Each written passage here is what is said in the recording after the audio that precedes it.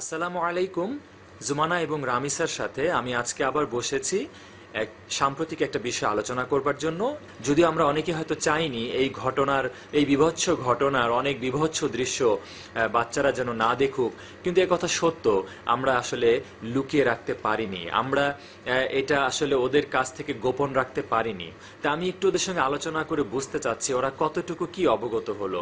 বাচ্চারা একটু অ্যাটেনশন দেবে, মানে ওরা আমি জানতে চাচ্ছি ওরা আসলে ওদের দৃষ্টিতে কিভাবে দেখছে, ওরা কিভাবে এই পুরো ঘটনাটাকে বিশ্লেষণ করলো, বা ওরা আসলে কি জেনে বড় হচ্ছে, একটু আলোচনা করে দেখি।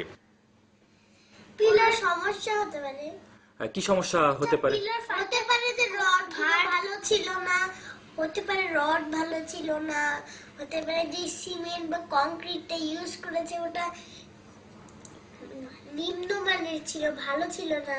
হতে পারে যেই ভবনের মালিক ছিল অথবা যেই বিল্ডিংটা বানানোর বলেছে যে এই বিল্ডিংটা এইসব উপকরণ দিয়ে বানাবে, ওকে, সে মনে হয় খারাপ উপকরণ দিয়ে নিম্নমানের উপকরণ দিয়ে বানাতে বলেছে।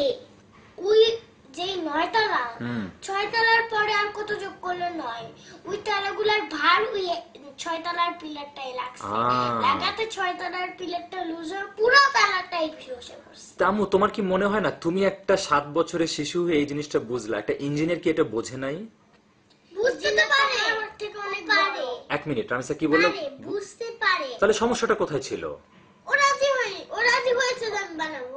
গার্মেন্টসে যারা কর্মী ছিল তাদেরকে নাকি জোর করে ঢোকানো হয়েছে, বলেছে নাকি না আজকে না আসলে নাকি তোমাদের চাকরি থেকে আউট করে দেওয়া হবে।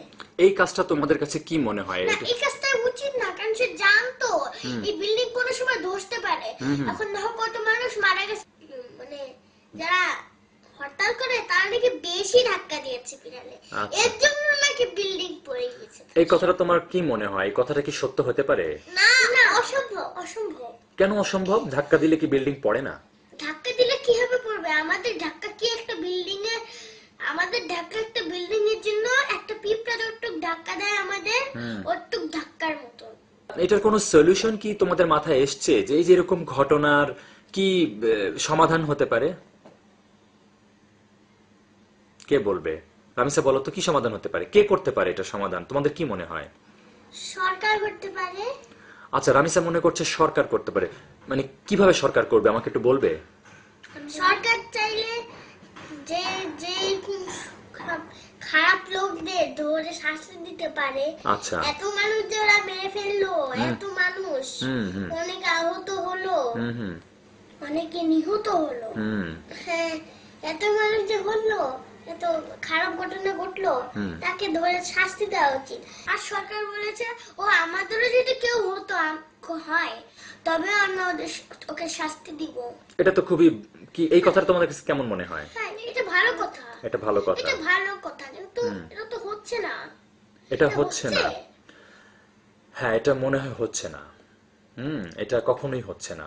এটাই একটা দুঃখজনক বিষয়, যেটা কখনোই হয় না। আচ্ছা আব্বু, আমার তো মনে হচ্ছে এরকম ঘটনা কি আগে কোনো সময় ঘটেছে? হ্যাঁ, অনেকবার ঘটেছে বাবা। তাহলে তাদের তো শাস্তি দেওয়া হয়েছে। তাদের শাস্তি দেওয়া হয়নি। তাহলে তুমি কি বলবে, এর কি শাস্তি দেওয়া হবে? আচ্ছা, মনে করো এরও বিচার যদি না হয়, মনে করো এরও বিচার হলো না, সেক্ষেত্রে তোমাদের কি মনে হয় কি সলিউশন আনা যেতে পারে? মানে কি মনে হয় এখন কি সলিউশন? মানে একটা দোষী লোকের যদি বিচার না হয়, একটা অপরাধীর যদি বিচার না হয়, তাহলে আমাদের কি করা উচিত?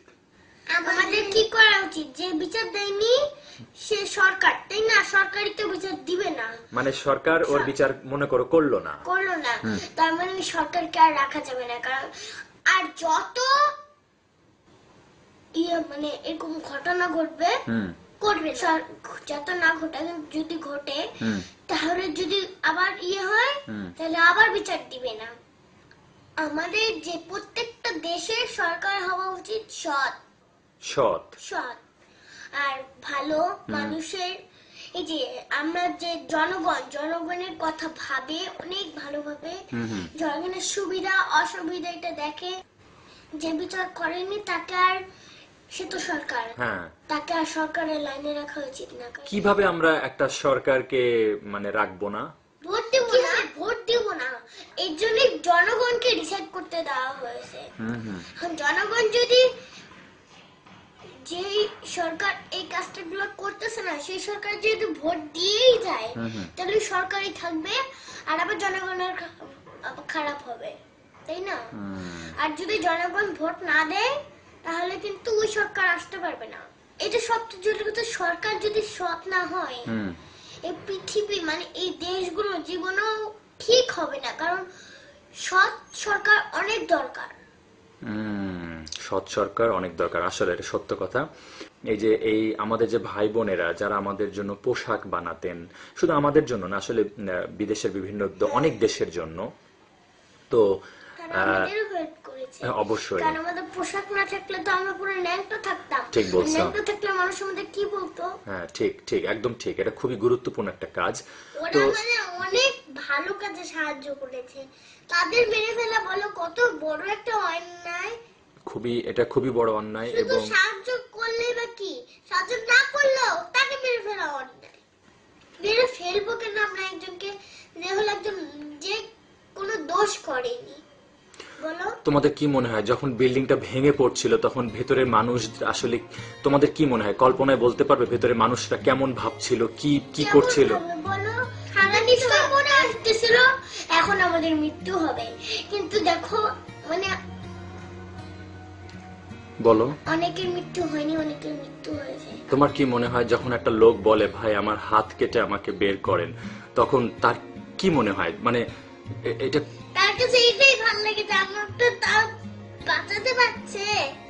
আর এখন বুঝছো, অনেকেই বলছে ভাই যেভাবেই হোক আমার হাত কাটতে পা কাটতে আমাকে বের করেন, কারণ তাদের তখন হাত পা জরুরি জিনিস লাগছে না, তাদের জীবন লাগছে, কারণ তারা বাঁচতে চায়। তাহলে দেখো, যে মানুষগুলি এভাবে বাঁচতে চায় তারা নিজেরা বলছে আমার হাত পা কেটে আমাদেরকে বের করেন। এটা ওই জায়গায় যদি বাবা আমি তুমি থাকতাম কেমন লাগতো বলো তো? এটা আমার সারাক্ষণই মনে আসে, আমি তুমি থাকলে কেমন লাগতো। একটা জীবন্ত মানুষ বলছে আমার হাত কেটে আমাকে বের করেন, আমার পা কেটে আমাকে বের করেন। এটা পাগলই একমাত্র বলে যে আমার হাত কেটে বের করেন, ঠিক না? একটা সুস্থ মানুষ কিন্তু বলে না। তাহলে মানুষ কত কত অসহায় না হলে এভাবে বলে যে আমার হাত কেটে আমাকে বের করেন, পা কেটে আমাকে বের করেন। আম্মু, তোমরা কি সরকারের কাছে কোনো অনুরোধ করতে চাও? একটু অনুরোধ করো তো, কি তোমাদের দাবি?